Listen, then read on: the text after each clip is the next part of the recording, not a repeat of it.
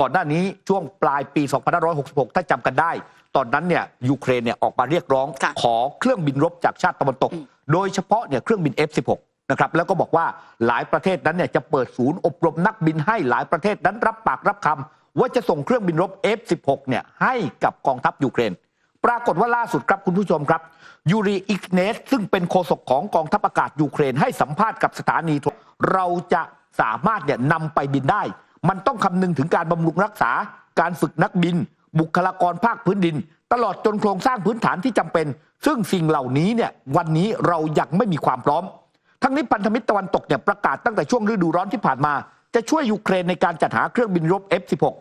ซึ่งก็บอกว่าชุดแรกเนี่ยน่าจะได้เดือนมิถุนายนนี้แต่ถึงวันนี้เนี่ยก็อย่างที่บอกครับว่าพวกเขานั้นยังไม่มีความพร้อมในการนำเครื่องบินรบไปใช้ปัจจุบันนั้นเนี่ยยูเครนก็มีเครื่องบินรบเนี่ยนะครับที่เป็นยุคของสหภาพโซเวียตเนี่ยรองรับอยู่แต่ว่า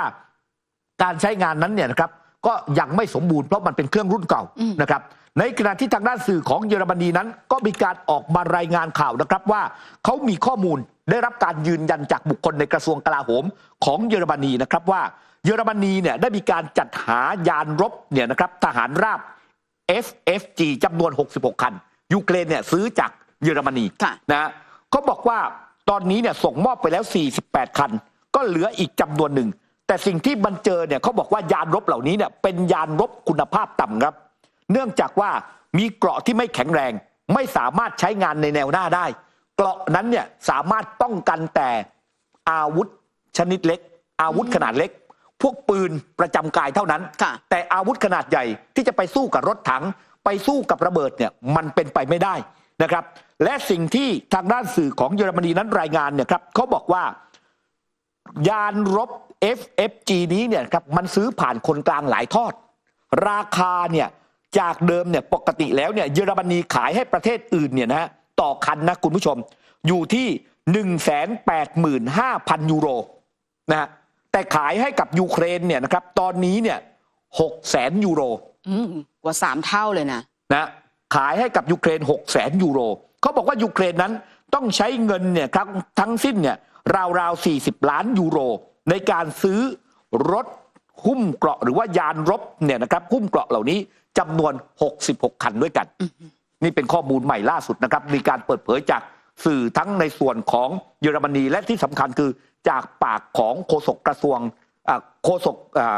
ของกองทัพอากาศนะฮะเนี่ยบอกเองเลยยอมรับเองเลยว่าไม่พร้อมแน่นอนนะครับส่วนประเด็นเรื่องของการที่ยูเครนเนี่ยต้องมีการฟื้นฟูไม่ว่าจะเป็นโครงสร้างเป็นอาคารต่างๆเนี่ยมีการเปิดเผยจากอารับบานาจีผู้อำนวยการธนาคารโลกประจำภูมิภาคยุโรปตะวันออกเขามีการระบุถึงข้อมูลนั้นนะตั้งแต่ที่มีการเปิดปฏิบัติการทางทหารของรัสเซียในยูเครนตั้งแต่ช่วงปี65จนถึงปลายปีที่ผ่านมาถ้าไปดูเรื่องของปริมาณความเสียหายไม่ว่าจะเป็นเรื่องของอาคารโครงสร้างพื้นฐานอื่นๆรวมไปถึงผลกระทบต่อชีวิตความเป็นอยู่ของผู้คนการใช้จ่ายในการฟื้นฟูบูรณะเขามีการประมาณการเอาไว้อยู่ที่ประมาณ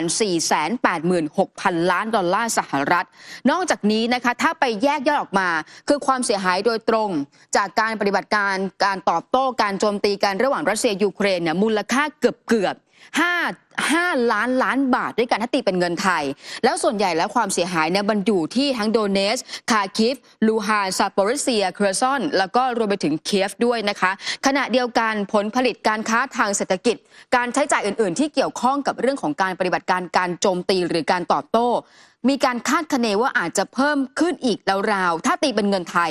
18 ล้านบาทนอกจากนี้ยูเครนยังต้องการเงินอีกประมาณ500,000 กว่าล้านบาทในการซ่อมแซมฟื้นฟูบูรณะใหม่อย่างเร่งด่วนที่สุดแม้ว่าที่ผ่านมารัฐบาลของยูเครนได้รับเงินแล้วเนี่ยประมาณถ้าตีเป็นเงินไทยเนี่ย200,000 กว่าล้านบาทผ่านงบประมาณของรัฐรวมไปถึงกับกลุ่มคนที่บริจาคด้วยขณะที่ผู้อำนวยการธนาคารโลกนะคะก็มีการยกย่องว่ารัฐบาลของยูเครนเนี่ยใช้เงินทุกบาททุกสตางค์จากงบประมาณไม่ว่าจะเป็นเรื่องของการป้องกันไม่ให้ประชาชนตกอยู่ในความยากจนหรือแม้กระทั่งยังมีการวางแผนทั้งด้านการปกครองพลังงานแล้วก็รวมไปถึงอีกอื่นๆอีกหลายรายการด้วยค่ะครับไปที่ในรัสเซียกันนะครับคุณผู้ชมครับจากการเสียชีวิตของทางด้านอเล็กเซย์ นาวานีผู้นำฝ่ายค้านของรัสเซียขณะที่ถูกคุมขังอยู่ใน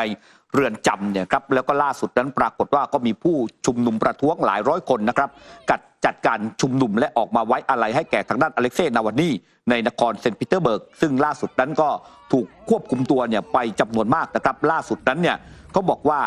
มีการดำเนินการในการตัดสินโทษจำคุกนะครับให้กับผู้ที่ออกมาชุมนุมประท้วงเนี่ยจำนวน154คนในข้อหาละเมิดกฎหมายการควบคุมการชุมนุมโดยส่วนใหญ่เนี่ยเป็นการสั่งจำคุกระยะสั้นสูงสุดเนี่ยนะครับ14 วันด้วยกันคุณผู้ชมด้านกลุ่มสิทธิมนุษยชนรวมทั้งสื่ออิสระต่างรายงานว่ามีการตัดสินโทษในข้อหาเดียวกันนี้กับประชาชนในหลายเมืองทั่วทั้งประเทศของยูเครนทั้งนี้อเล็กเซย์นาวานีนั้นปัจจุบันอายุ47 ปีเสียชีวิตเมื่อวันศุกร์ที่ผ่านมาที่เรือนจำอาร์กติกในไซบีเรียหลังจากที่เขาถูกศาลตัดสินจำคุก30 ปีโดยนาวานีนั้นถือเป็นนักวิจารณ์ฝีปากกล้าเพียงคนเดียวในรัสเซียที่แสดงจุดยืนต่อต้านประธานาธิบดีวลาดิเมียร์ปูตินโดยเขาเคยต้องโทษจำคุกเนี่ย11 ปีครึ่งในฐานความผิดฉ้อโกงและอื่นๆก่อนที่จะถูกศาลรัสเซียพิพากษาจำคุกเพิ่มอีก19 ปีเมื่อเดือนสิงหาคมปีที่ผ่านมาซึ่งเจ้าตัวระบุว่านี่เป็นข้อหาทางการเมืองครับขณะที่ภรรยาของอเล็กเซย์นาวานีนะคะก็คือยูเลียนนาวานัญญาซึ่งคนนี้เนี่ยมีการประกาศแล้วก็มีการโพสต์ข้อความผ่านแพลตฟอร์ม X โดยเธอระบุชัดเจนว่าสิ่งที่เกิดขึ้นกับสามีของเธอก็คืออเล็กเซย์นาวานีนั้นคนที่บงการในการสังหารหรือว่าฆ่าก็คือวลาดิเมียร์ปูตินซึ่งเขาบอกว่าเหตุการณ์ที่เกิดขึ้นเนี่ยอยู่ระหว่างที่ตัวของสามีเธอนั้นจำคุกที่เรือนจำภูมิภาคอาร์กติกเซอร์เคิลทางตอนเหนือของรัสเซียแล้วก็ประกาศเพิ่มเติมด้วยว่าตัวเธอเองเนี่ยจะมีการทำงานของสามีเพื่อให้รัสเซียนั้นเป็นอิสระต่อไปแล้วก็เรียกร้องให้คนที่ดูคลิปวิดีโอนี้อย่าเกิดความหวาดกลัวเพราะว่าวันนี้เธอมองว่ารัสเซียนั้นจำเป็นเรื่องของเสรีภาพสันติภาพแล้วก็ความสุขที่เกิดขึ้นยังมีการเปิดเผยเพิ่มเติมด้วยว่าเธอรู้สาเหตุที่แท้จริงว่าทำไมวลาดิเมียร์ปูตินถึงมีการฆ่าสามีเธอและเธอพร้อมที่จะมีการเปิดข้อมูลเร็วๆนี้นอกจากนี้นะคะตัวของยูเรียนนาวานัญญาเนี่ยยังมีการไปพบกับประธานสภาสหภาพยุโรปก็คือชาร์ลส์มิเชลมีการพูดคุยร่วมกันกับรัฐมนตรีต่างประเทศของสหภาพยุโรปด้วย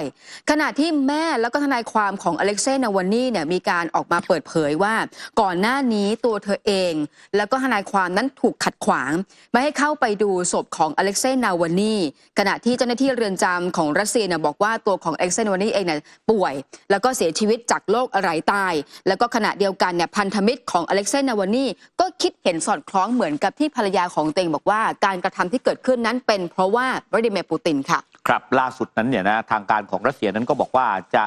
ดำเนินการเนี่ยเก็บศพของอเล็กเซย์นาวานีเอาไว้เนี่ยราว2 สัปดาห์นะครับเพื่อที่จะรอการพิสูจน์ทั้งหมดเพื่อหาหลักฐานที่ชัดเจนว่าเสียชีวิตจากสาเหตุใดกันแน่แล้วก็จะคืนร่างเนี่ยครับให้กับครอบครัวของเขานะครับ